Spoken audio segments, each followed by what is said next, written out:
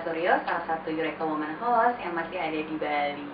Nah, kali ini saya mendapat tamu spesial banget, yaitu seorang womanpreneur yang sukses di Bali meluncurkan line up-nya sendiri. Sudah ada di sebelah saya, yaitu Mbak Rahmi Fajar Harini, atau biasa dipanggil Rahmi ya. Oke. Mbak Rahmi ini dia memiliki satu brand clothing namanya Amiga Bali.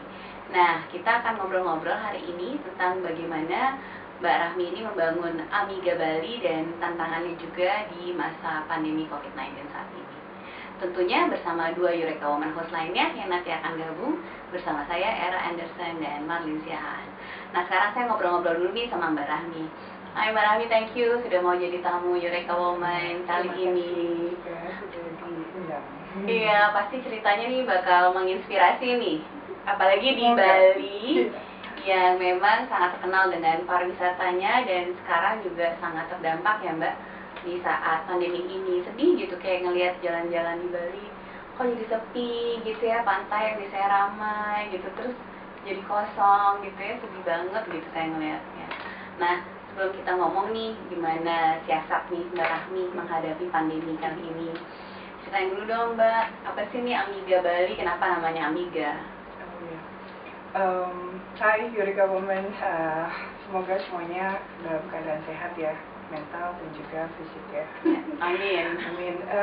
Ya, Amiga Bali itu terinspirasi dari bahasa Spanyol yang artinya teman wanita.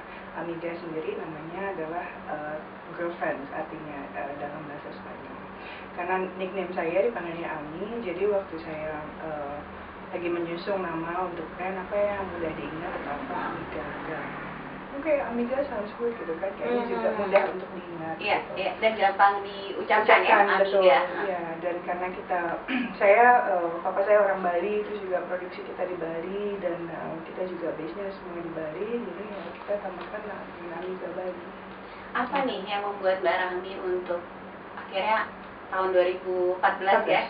Gimana nih, saya mau punya clothing dengan brand saya sendiri gitu ya, Amiga Bali. Itu apa yang mencetuskan Mbak? Awalnya saya dulu bekerja, kita tinggal di Jakarta, lalu postur saya lumayan cukup besar untuk dibandingkan untuk sizing Indonesia sendiri. Jadi banyak kan memang baju-baju yang waktu itu saya punya tuh masih city look, sedangkan di Bali tuh kayaknya perlu occasion lain gitu kan, karena sebenarnya formal banget sih gitu kan, sedangkan di Bali. Nah, 2014 itu belum begitu banyak pilihan, jadi awalnya ya karena juga saya waktu itu pengen anak kedua, ya kan, ada momen tuh dimana saya di rumah, ini nggak bisa nih di rumah aja gitu kan, maksudnya biasa bekerja, jadi akhirnya gitu ya? Sibuk benar-benar, jadi ya udah mulai coba-coba untuk buat baju yang kayaknya masih kepake di Bali ya kan, terus juga dengan grading, dan dari situlah kita coba-coba dari komunitas teman dulu ya kan. Dulu banyak kan custom memang, jadi custom made, terus akhirnya ya kita buat banyak kolaborasi juga waktu itu, karena saya koleksinya masih sedikit, jadi ada teman yang lain yang udah punya, kita buka toko, itu awalnya di Seminyak, terus beralih ke mall, akhirnya perkenalan untuk di hotel-hotel. Akhirnya merambah hotel-hotel bintang 5 loh, Amiga Bali ini hebat sekali. Iya, dari situ awalnya. Oke, jadi karena waktu itu sizingnya tidak seperti perempuan Indonesia kebanyakan, malah bikin brand sendiri, hebat loh. Ini satu hal yang patut dicatat. Kalau menemukan kesulitan, bikinlah sendiri ya, itu lebih gampang. Iya, belajar di sana. Tapi karena dulu tahu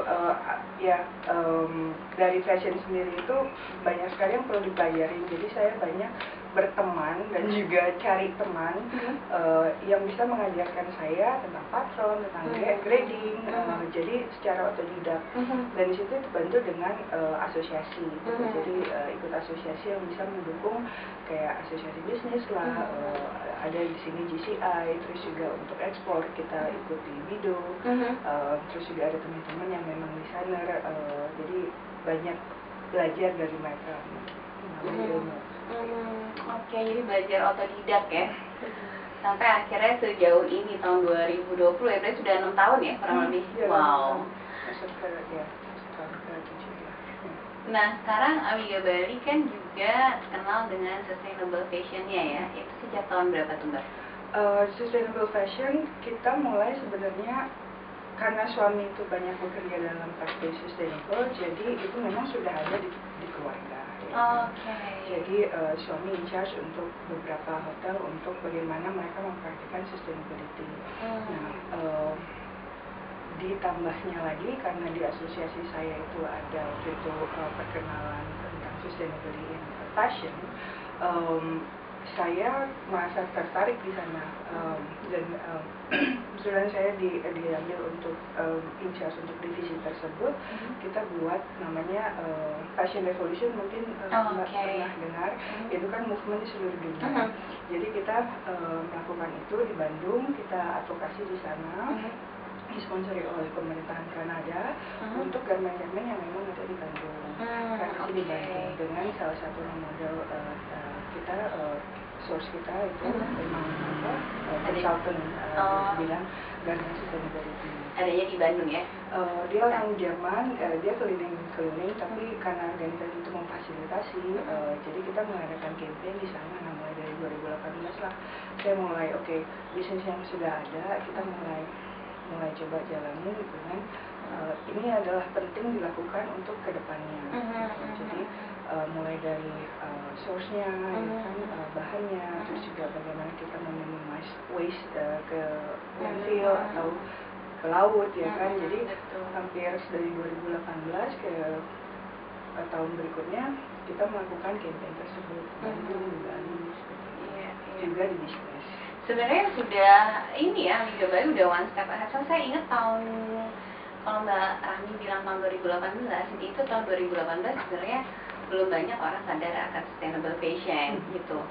Dan mereka udah tahu akan apa ya, efek rumah kaca, ya kan, pemanasan global. Mereka tahu, tapi mereka nggak menyadari pentingnya hal itu dilakukan untuk mitigasi gitu. Apalagi sustainable fashion kayaknya very lasting on mind gitu. Tapi Mbak sudah berani gitu kan terjun ke sana, dan sekarang pada saat pandemi ini kan orang baru mulai sadar tuh tahun lalu gitu ya, pentingnya menjaga konservasi alam gitu, termasuk sustainable fashion akhirnya jadi rising up gitu ya. Jadi sebenarnya Mbak Rahmi ini one step ahead gitu. Karena belajar. Oke.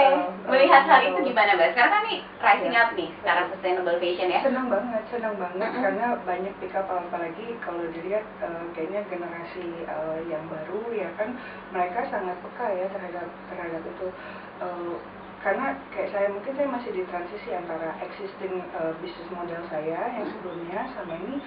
Gimana nih, karena saya tahu pentingnya untuk melakukan, tapi ini nggak bisa juga untuk tiba-tiba stop seperti itu. Jadi kita tempering, tapi juga kita karena yang bikin saya klik adalah saya penyumbang waste terbanyak, karena garmen itu kedua. Oh iya, saya ingat, saya pernah ikut fokus group discussion dengan KLHK, dan memang dibilang waste terbanyak itu salah satunya dari garmen. Yes, exactly, nomor 2 di dunia. Dan apalagi dengan fast fashion seperti itu, karena misalnya kita taruhlah jalan ya ke mall, seminggu lagi udah ada style baru ya kan. Itu stok yang dia bikin untuk seminggu lalu itu dikemanakan seperti itu. Jadi situ yang saya kayak at least ada small contribution yang saya bisa lakukan karena saya sudah tahu gitu. Jadi apa yang bisa saya lakukan ya dengan karena bisnis saya di fashion, at least itu bisa saya lakukan gitu. Step 1, karena sebenarnya banyak sekali yang bisa kita lakukan, dari pemilihannya lah, atau dari waste kita sendiri kita manage untuk repurposing the material, atau bahan-bahan yang kita ambil itu dari mana source-nya, atau kita ambil bahan yang lebih sustainable agar mereka bisa biodegradable, atau kita juga slow the fashion dengan kita nggak perlu tuh minggu ini terus habis itu minggu depan, karena satu baju misalkan di Amiga sendiri bisa versatile, bisa ganti-ganti. Iya. Jadi lebih long lead ya. Iya, jadi banyak angle bagaimana kita bisa kontribusi ke dalam sustainability gitu. saya jadi ingat kalau dulu sebelum pandemi ya, brand-brand fashion besar itu kan bisa 4 kali minimal dalam setahun untuk mengeluarkan koleksi. Terus sekarang waktu pandemi mereka cuman akhirnya berkurang, ada yang cuma 2 kali, ada yang cuma sekali. Itu sebenarnya part of sustainability fashion ya. Banyak sekali angle yang mana kita bisa mengkontribusi untuk slow down, karena itu kan dibuat oleh apa istilahnya, rush beli more consume ya kan, tapi dampaknya tidak dilihat. Jadi kita mulai reverse saat kita membeli, dampaknya apa. At least ada 1 atau 2 yang bisa kita bantu untuk kontribusi tentang balik lagi apakah damage ke alam atau tidak. Wow, itu menarik banget ya. Jadi sebenarnya dengan kita memilih tadi ya fashion yang tepat, terutama sustainable fashion itu, kita bisa membantu menyelamatkan bumi ya sebenarnya, konservasi. Oh, itu nggak pernah kepikiran sih. Ya apa, small step tapi ada lah untuk kalau bayangin beberapa orang melakukan itu kan jadi banyak sekali dampaknya. Iya. Memang sekarang dengan risingnya sustainable fashion kita juga makin banyak pilihan ya. Kalau sebelumnya mungkin konsumen agak susah gitu, dia mau sustainable fashion, brand-brand yang ada mungkin terbatas gitu atau memang tidak sesuai dengan budgetnya mungkin. Tapi sekarang makin beragam pilihan dan konsumen diuntungkan juga ya untuk akhirnya bisa berkontribusi ke bumi. Lebih banyak pilihan gitu, karena bukan dari satu angle aja, misalkan harus bahannya tuh misalkan dari bambu ya kan, tapi source-nya itu ini adalah waste dari garment dunia kan banyak sekali garment di India di mana gitu kan, mereka biasanya jauh ke landfill yang harus dibakar yang akhirnya menjadi polutan emisi ya kan, karbon, tapi kita bisa repurpose itu untuk kita. Jadi channel distribusinya banyak, dari angle mana kita bisa bantu itu bagus untuk kontribusi. Betul. Saya malah pernah lihat ada dari tutup botol minuman, dari botol minuman, tapi yang botol minuman plastik yang bisa didaur ulang, dia malah bisa jadi bahan tangan. Nah, itu wow banget, nggak kepikiran soalnya. Dan sekarang apalagi dengan teknologi ya, kayak seperti itu, botol plastik, mereka karena teknologi juga mendukung, mereka bisa daur ulang itu menjadi bahan yang misalkan untuk winter ya kan, karena banyak kan dari plastik polyester, tapi bisa berguna. Tapi itu udah teknologi yang tinggi, mereka memang invest ke sana, tapi lebih banyak sekali pilihan sekarang untuk ke arah sana gitu. Tahu dari kita yang misalkan bukan produsen ya kan, memilih pakaian yang lebih long last, yang lebih slow the pace ya kan, karena di saat masih ada demand, mereka pasti akan produce atau upcycling atau recycling. Kalau sekarang kita dipaksa di rumah aja pakai baju-baju loungewear. Iya, benar-benar. Tapi ada demand lagi, orang bikin baru lagi ya kan. Padahal sebenarnya memakai baju yang ada itu adalah salah satu juga cara kita membantu ya sebenarnya. Oke, menarik banget nih. Eureka Woman Lovers, ini pasti sudah terinspirasi nih dari ceritanya Mbak Rahmi tentang sustainable fashion ya, gitu yang saya bilang tadi, one step ahead. Dikala 2018 orang-orang belum mikirin, Mbak Rahmi udah mikirin duluan. I think this is really good ya, dan sangat menginspirasi tentunya buat Eureka Woman ladies sekalian. Nah, jangan lupa, habis ini baru ngomongin sustainable fashion. Kita akan ngomongin tentang bagaimana kiat Mbak Rahmi ini bertahan nih dikala Bali sekarang sepi ya. Nah, bagaimana bisnisnya bisa tetap bertahan dan apa strateginya gitu. Nanti bicara dengan 2 Eureka Woman host lainnya. Tunggu, habis ini kita akan bincang-bincang lagi dengan Mbak Rahmi. Bye.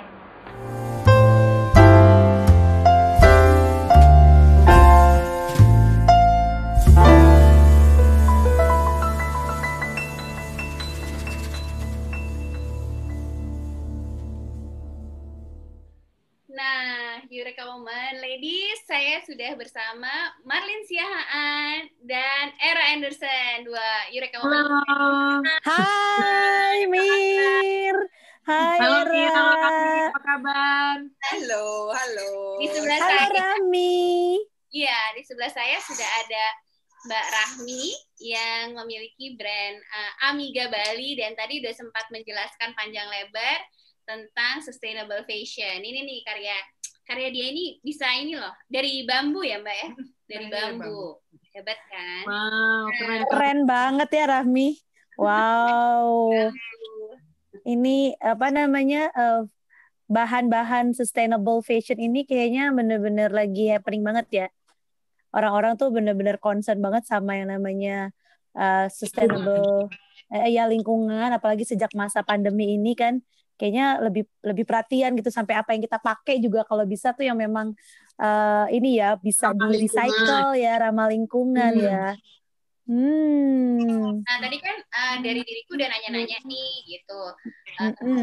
Kenapa Rahmi ini mendirikan Amiga Bali? Dari kalian ada yang mau ditanyain nggak nih? Mumpung kita lagi ketemu sama entrepreneur yang menginspirasi ini. Gue dulu nanya ya karena Era lagi sibuk tuh sama anaknya. Iya Rahmi, gue pengen tanya juga nih. Tadi kan Mirna bilang butik-butik kamu tuh sudah ada di beberapa five stars hotel di Bali kan. Itu kan luar biasa ya. Gimana sih caranya lu bisa masuk ke hotel-hotel bergengsi itu? Karena kan harusnya sih nggak terlalu, I don't know, itu gampang atau mudah sih untuk bisa kerjasama dengan hotel-hotel bintang 5 di Bali itu? Mereka kan pasti cari yang udah punya nama ya nggak sih? Iya. Gue langsung nggak percaya gitu. Langsung nggak percaya diri ya? Kalau gue kan kayak langsung nggak percaya diri gitu ya. Kalau lo kayak berhasil ngedobrak masuk tuh, what is your story about gitu ya? Ya, awalnya kita kan berdiri 2014. Mungkin juga ada faktor luck di sana karena sebelum mencoba punya bisnis sendiri, aku pernah kerja menjadi markom di salah satu hotel. Nah di situ kan asosiasi PR itu yang ngebantu aku untuk channel network gimana caranya untuk bisa masuk menawarkan produk. Dan emang benar. Kebanyakan hotel-hotel bintang 5 itu mereka pengen nama yang udah well established atau yang dikenal sama pasar market mereka, misalkan orang Australia apa. Jadi mereka kesini beli brand Australia juga kayak gitu. Jadi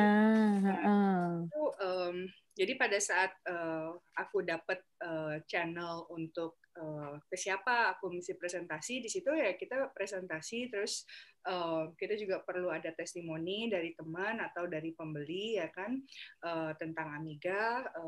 Nah dari presentasi itulah kan proses kurasi itu.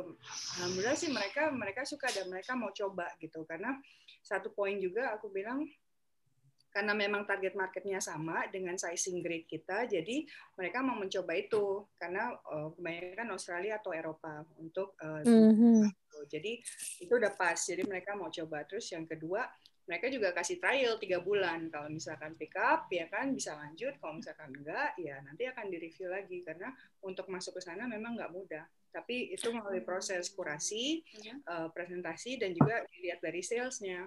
Jadi dari satu look bisa dari satu style bisa beberapa look gitu. Oh, wow, value for money dong. Yes, benar banget. Dan itu sustainable. Iya, itu adalah sustainable. Ya keren banget. Pakai buang, atau sekali pakai bosen gitu kan. Iya, apalagi kayak Mirna sama Era tuh kalau beli baju sekali pakai buang. Yes. Jangan fast fashion. Enggak lah, enak aja lu. Waste. Iya. Ini dia nih bener-bener value for money banget ya, udah bisa model desainnya keren, terus udah gitu dapat bisa berbagai look gitu, terus juga nggak ramah lingkungan gitu kan, jadi kita juga beli nggak merasa berdosa ya. Yes. Kalau yang mau merasa nggak berdosa, cuma ini aja, cuma kerja keras aja. Iya, untuk beli kan, karena pasti worth for money juga gitu kan. Benar. Semuanya balik lagi ke Bali ya kan. Semua produksi di Bali, bahan semua dari Indonesia ya kan. Jadi ya nggak back to the community gitu. Jadi ini semua bahan-bahannya ini at the moment semua dari Bali gitu. Ada yang dari pulau luar nggak? Ya kok bisa sih semua bahan itu tersedia di Bali, apa nggak ada di Pulau Sumatera gitu? Ini Ya, mulai orang Sumatera ribut. nggak bagus nih, nggak bagus. Orang Sumatera nggak seneng. Nah, sebenarnya kita ada 2 channel, ada 2 tab sumber bahan. Yang sekarang kita lagi usung adalah bahan-bahan yang biodegradable. Kenapa biodegradable? Jadi at some point itu baju sudah dipakai atau udah nggak jadi fungsi pakaian, pada saat dibuang ke landfill itu nggak merusak lingkungan karena dia bisa diurai.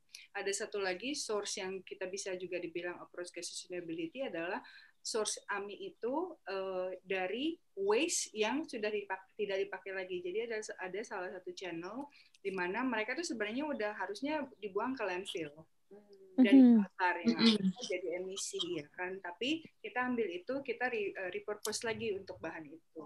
Jadi kita salah satu membantu untuk kelangsungan juga sustainability lingkungan seperti itu. Jadi ada 2 approach dari Amiga. Di masa pandemi seperti ini nih, strategi apa yang dilakukan oleh Amiga Bali, apalagi sekarang kan pariwisata di Bali kan cenderung lesu gitu kan, jadi kayak segala macam gitu kan berkurang. Jadi strategi yang Rahmi lakukan untuk Amiga ini apa gitu? Pasar kita adalah turis ya, kebanyakan yang datang ke sini karena turis juga kita nggak tahu sampai kapan mereka ke sini, dan juga ada perubahan market. Kebanyakan sekarang juga banyak ke domestik, juga orang-orang yang memang udah tinggal di Bali mereka staycation seperti itu. Nah, Ami atau Amiga sendiri itu lagi coba untuk lini ya e-commerce ya kan, karena salah satu antara kalau dulu kan channelnya ada hotel ya kan, sekarang semua dari media, semua dari digital. Jadi kita lagi mempersiapkan diri untuk bisa berperang kompetitif di dalam digital ya kan, entah itu e-commerce lah, platform-platform yang kita bisa memperkenalkan Amiga, karena dulu jujur sih belum kepegang sama sekali karena sudah ada established business ya kan. Karena adalah karena kita juga memang mau usung sustainability, ini akan kita usung, kita akan membuka untuk rental. Jadi bisnisnya sendiri pada saat taruhlah satu case misalkan at some point tuh orang akan travel lagi ke sini ya kan, sekarang tuh bagasi aja kita mesti bayar ekstra ya kan, bawa barang ya kan, atau pada saat mereka di sana winter, mereka ke sini kan pengen summernya ya kan, mereka harus beli baju lagi di sini pada saat mereka nggak pakai, atau next year mungkin udah nggak kepake lagi ya kan. Mereka pada saat ke sini mereka udah, saya 10 hari saya perlu baju, kita siapin baju itu. Jadi sini pada saat mereka traveling ke Bali, ya udah mereka beli dari katalog kita, dan kita jadi slow fashion, tapi juga mereka bisa ganti-ganti, nggak ada excess baggage lagi ya kan. Kita mau mengusung ke arah sana gitu. Tetap itu bagus, ide yang bagus banget itu. Karena banyak orang nggak suka yang light travel gitu kan, nggak suka bawa terlalu banyak luggage. Jadi mungkin mereka mikirnya gini kali ya, daripada kan ada juga tuh yang modelnya kayak ekonomi gitu kan, yang nggak perlu pakai beli luggage gitu kan. Nah, jadi mereka pikir ya udah sewa aja, rental aja gitu kan. Harganya murah, ya kan? Terus selebihnya ya sewa aja, bener juga loh. Apalagi kalau misalnya Indonesia itu kan mostly kan summer lah istilahnya, selalu summer gitu kan. Nah, kalau negara-negara yang dari dingin pengen ke Indonesia ya paling maksudnya kalau misalnya ada rental kayak gitu. Cuma bawa backpack doang, bawa backpack tuh sama bawa baju yang di badan aja, nyampe Bali langsung sewa deh rental semua. Kayaknya nanti abis ini Amiga mesti ngomong sama gue deh, kalau strategi digitalnya perlu gue perdalam nih sama dia nih. Boleh. Jangan gitu. Kemarin loh. Ini dia digital marketing. Tapi gue senang banget dengar cerita dari Amiga nih kan, dia tuh kayaknya orangnya tuh nggak pernah mau berhenti gitu, kayak growth mindset banget ya. When there is another challenge, I think you always try to overcome and then find the other solution gitu kan. Jadi kayak never stop gitu. Nah, sebenarnya itu yang gue tangkap ya. Tapi dirimu tuh sebenarnya punya prinsip apa sih dalam menjalankan ya segala macam lah ya, dari termasuk bisnis atau mungkin prinsip bekerja atau prinsip hidup yang lainnya yang Rahmi punya gitu ya. Loh, kenapa jadi nanya prinsip hidup ya? Kenapa? Karena kita Eureka Woman Host ini kan selalu pengen mengempower perempuan-perempuan Indonesia gitu loh, Rami. Jadi kan mungkin banyak banget orang-orang yang pengen juga berbisnis, tapi they don't know how to set up their mindset juga kan untuk bisa bertahan dalam kondisi pandemi yang sekarang ini gitu. Nah, apa tuh? Iya. Menjalankan usahamu dalam hidup. Iya, karena sekarang top of mind saya sih adaptif ya, karena apalagi dalam situasi kayak gini itu yang paling aku karena kita semua lagi survival mode. Kita misalkan dengan skeptical, oke, ini yang kita tahu, ini yang kita jalanin bertahun-tahun, terus stuck dengan itu kayaknya itu yang bikin kita jadi nggak berkembang ya kan. Jadi adaptif itu salah satu yang aku selalu jalanin ya kan. Terus kalau yang kedua harus disiplin sih untuk semua, karena ya tahu sendiri ibu-ibu ya, kita udah ada urusan domestik, kita udah ada urusan diri sendiri ya kan, kita udah ada urusan relationship, bla bla bla. Dengan bisnis sendiri kan juga dari A sampai Z, finance lah, terus survival lah, terus planning apa. Kalau kita nggak disiplin, kayaknya semua tiba-tiba brek seluruh dunia kayaknya di depan kita. Gitu. Yang ada we lose ourselves gitu. Jadi bisa untuk walaupun kadang suka kelupaan mesti apa, mesti gimana. Lupain skip beberapa hal. Emberan ya kan. Jadi put everything in order gitu. Oke, jadi 2 kunci itu ya. Ada tiga. Tadi adaptif, disiplin, satu lagi apa? Self love. Langsung pegang badan, langsung pegang ini. Self love. Terima kasih sama diri sendiri ya. Iya. Terima kasih sama diri sendiri ya kan. Justru karena kita nggak selfish, we put everything up front gitu. Sampai kita lupa sama diri kita sendiri, ya kan? Menurut gue justru kita mengutamakan semua deh, anak-anak, suami, kerjaan. Oke, curcol ya. Curcol. Makanya itu pertanyaan bener ya untuk edisi ini atau harus edisi lain. Iya. Jadi kadang-kadang demi ngasih makan anak-anak, demi kayak Iyut sama Mirna tuh kerja demi segenggam berlian, ya kan? Kalau kita demi jalan-jalan ya, Mir. Akhirnya yang lainnya jadi kita exhausted gitu. Pas like when the day finish, we just realize, oh my God, gitu. Kita udah bangun dari pagi banget, sekarang udah menjelang pagi, kita belum tidur, gitu kan? Jadi benar sih, harusnya kita harus selalu ingat kalau kita harus menyayangi diri kita sendiri ya. Something yang kita most of the time kita selalu lupa. Selalu ingat self love tadi ya. Biasanya momen-momen lo untuk menyayangi diri tuh kapan sih, Say? Sekarang gue mesti punya waktu pagi itu untuk meditasi. Itu karena kayaknya tuh hari-hari tuh sampai lupa bernafas, dalam hari tuh semua tuh buru-buru gitu kan. Terus misalkan lagi mandi gitu kan, take moment, breathe in, breathe out, karena beda banget di saat mandi, dan go, on the go. Semua, jadi pada saat ada momen di mana, aku minta mulai dari 10 menit, 15 menit, coba untuk bernafas dengan baik, ya kan. Pada saat mandi kita ada momen, terus sebelum tidur, take breathing again. Jadi ya orang bilang meditasi, orang bilang mungkin ada sholat, ada apa, tapi saat breathe in, breathe out itu, switch off lah sementara gitu.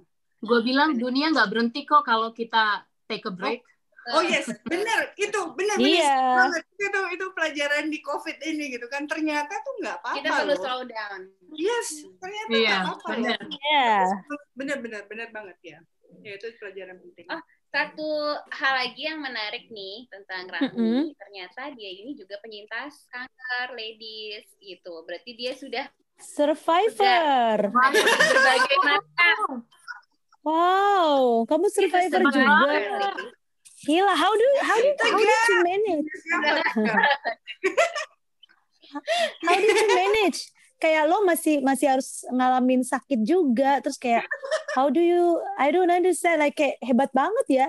Lo bisa bisnis, maksudnya masih bisa manage bisnis tapi juga dalam kondisi kayak surviving dari sesuatu kan gitu kan.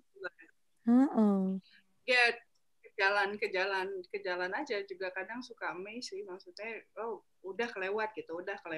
Tapi at the end of the day kayak babak belur, makanya pas di COVID ini tuh merasa bersyukur banget kita punya untuk take a break, reflect ya kan apa gitu kan, ternyata it's okay apapun whatever things thrown at you ternyata it's still here gitu kan, dan bisa bernafas dengan puji Tuhan bisa bernafas. Alhamdulillah, puji Tuhan gitu ya, masih bisa napas ya. Kita lupa gitu kan, karena kayak semua tuh thrown at you, mesti ini mesti itu, ada lagi habis ini ada lagi. Jadi ya I don't know, adaptif mungkin selama ini. Adaptif, disiplin, sama self love tadi ya, 3 kunci itu ya. Wow, I got a lot of things from you. Luar biasa.